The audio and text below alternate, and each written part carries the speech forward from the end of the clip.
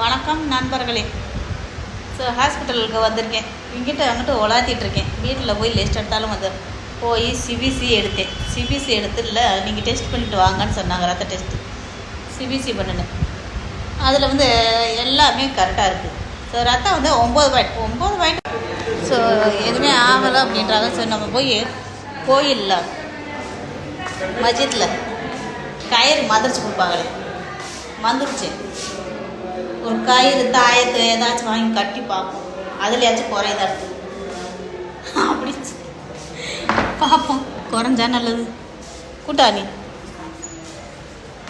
மாமா இக்கிட்டு சாலி இது கிட்ட சாலி. ஸோ அப்படி குறைஞ்சா நல்லது பார்ப்போம். கிட்ட வந்து எனக்காச்சும் ஆனந்து. சரி, என்னால் முடியல, உடம்புக்கு முடியாமே போய்கிட்டு இருக்கு.